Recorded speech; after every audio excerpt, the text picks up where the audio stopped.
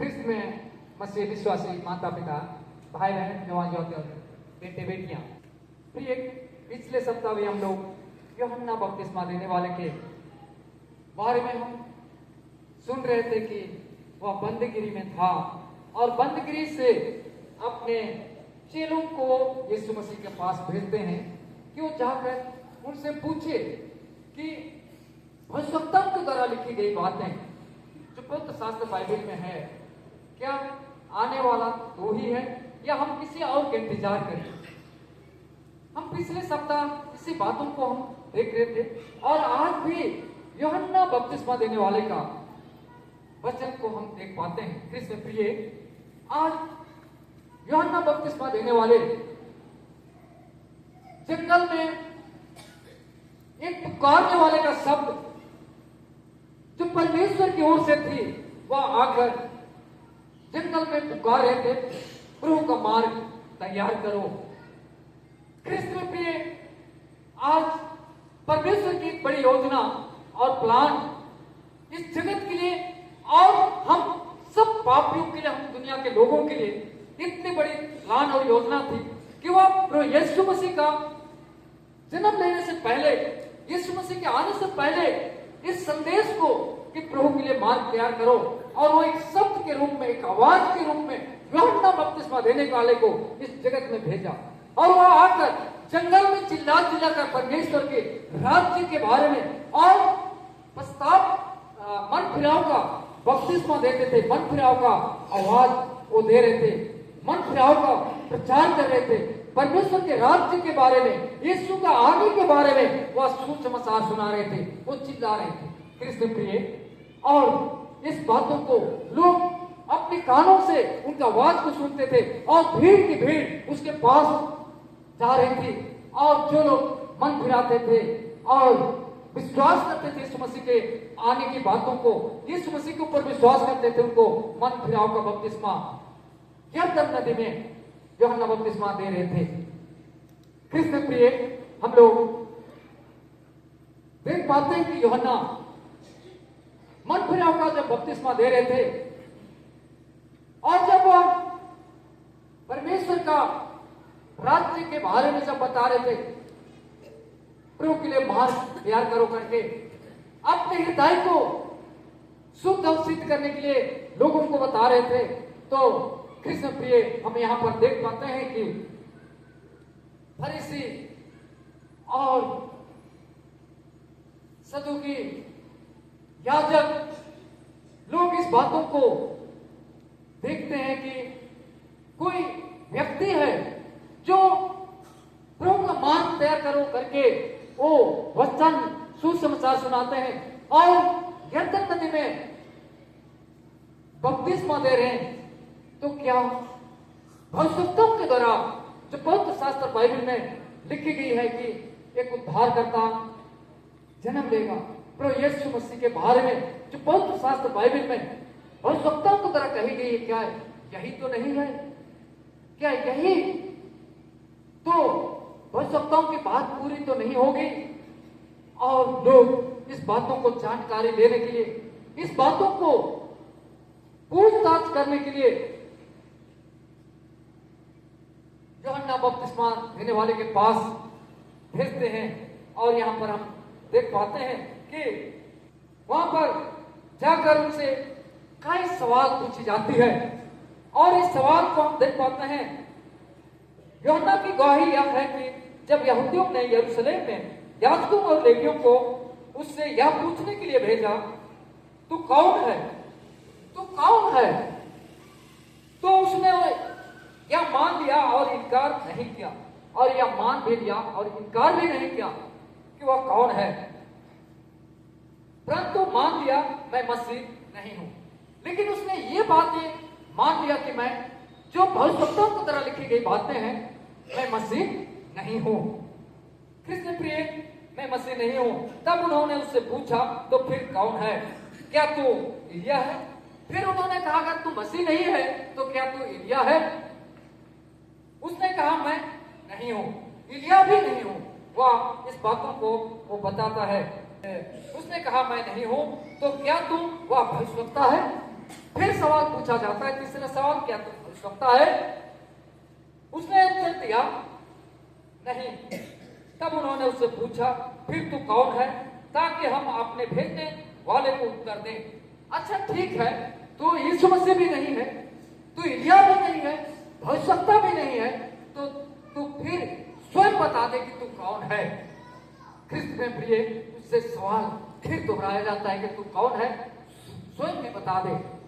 ख्रिस्त में प्रिय वह तो अपने विषय में क्या कहता है, तो अपने विषय में क्या कहता है?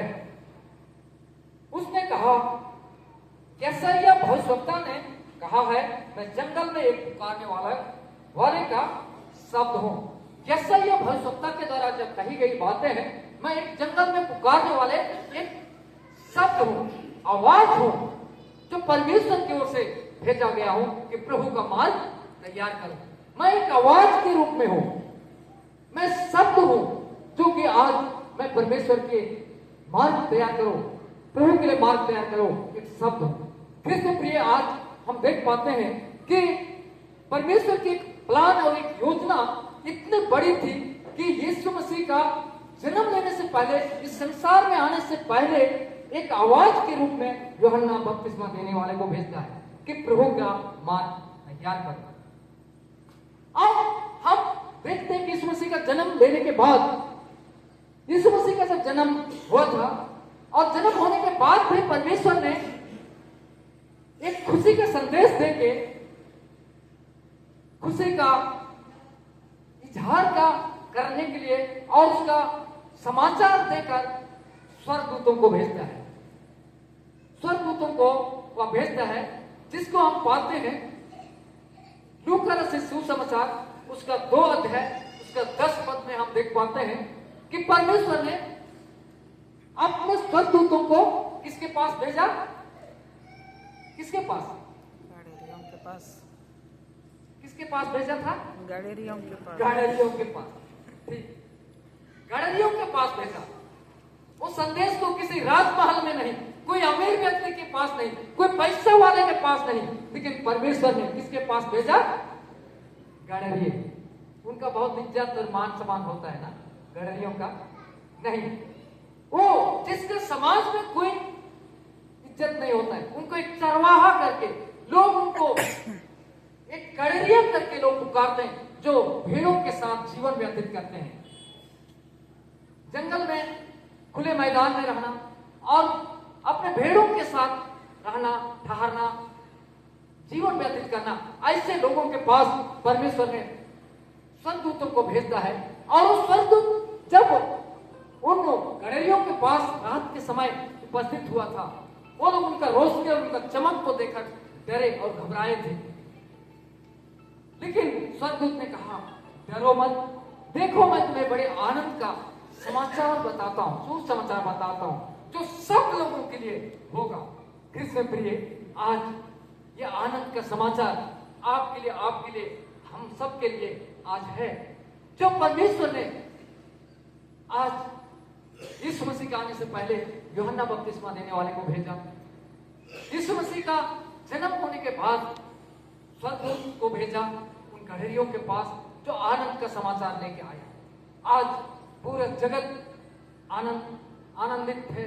आज पूरी दुनिया में लोग आज क्रिसमस डे मना रहे हैं, आज गैदरिंग मना रहे हैं, और आज अपने घरों को सजा रहे हैं, आज गिरजा घरों को सजा रहे हैं, दुकानों को सजा रहे हैं, बाजारों को सजा रहे हैं। आज ये सजावट तो ये संसारिक सजावट है प्रिय, लेकिन आज आपको और हमको आज अपने आप को सजाना है। और आज हम लोग आज देखते हैं चरनी जगह जगह घरों में और कहीं बाजारों में, गिरजा घरों में एक चरनी बना रहे हैं। लोग दिखा रहे हैं कि प्रभु यीशु मसीह कैसे पैदा लिए थे, एक चरनी बना के दिखा रहे हैं। आज आप और हम अपने आप में, अपने अंदर हम चरनी बनाए, अपने अंदर हम प्रभु के लिए जगह दें, और आज हम लोग उस आनंद का समाचार को जो परमेश्वर ने अपने दूतों के द्वारा भेजा, स्वर्गदूतों के द्वारा भेजा उन गडरियों के पास, जिनका कोई समाज में गिनती नहीं होता है, ऐसे गिरे हुए, ऐसे साधारण लोगों के पास भेजा। आज आप और हम चाहे कितना भी साधारण हो सकते हैं, कितना भी गरीब हो सकते हैं, कितना भी छोटे हो सकते हैं, लेकिन आज आप और हमें आनंदित मनाना है कि आज परमेश्वर छोटों के साथ उन प्यार करता है। आज छोटों के साथ उनका लगाव है, जो आज उन गडरियों के पास भेजा। आज आपके जीवन में भी आज खुशी और आनंद का समाचार आज हमारे लिए भी है, जो आज हम लोग प्रभु का संदेश को हम सुन पाते हैं, वो हमारे लिए इस जगत में आया। आज यूहन्ना बपतिस्मा देने वाला आज कहता है कि मैं एक शब्द हूँ, आवाज हूँ, वो आवाज के रूप में परमेश्वर ने भेजा। आज हम लोग देख पाते हैं कि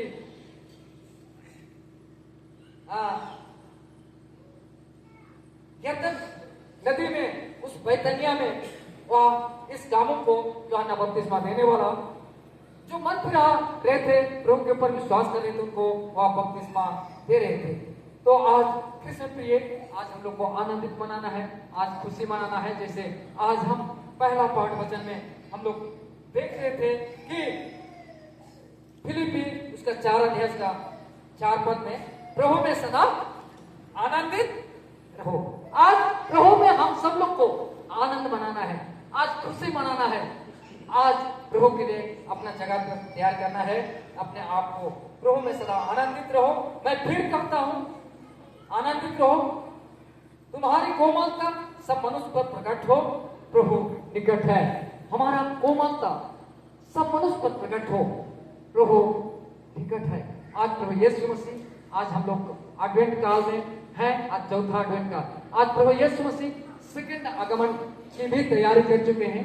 आज हम लोग जन्म दिवस तो मनाते हैं, प्रभु यीशु मसीह आके दुनिया में अपने काम को पूरा करके वो चले गए हैं और दूसरे आगमन में ही आने वाले हैं। तो आज हम लोग अपने आप में आनंदित रहना है, और आज प्रभु निकट है, वो आने वाले हैं। अपना मन हृदय को हम लोग तैयार करें प्रिय, अपने अंदर हम जर्नी बनाएं, और आज हम दीन और नम्र होकर प्रभु के साथ हम जीवन व्यतीत करने का अपने आप को तैयार करें।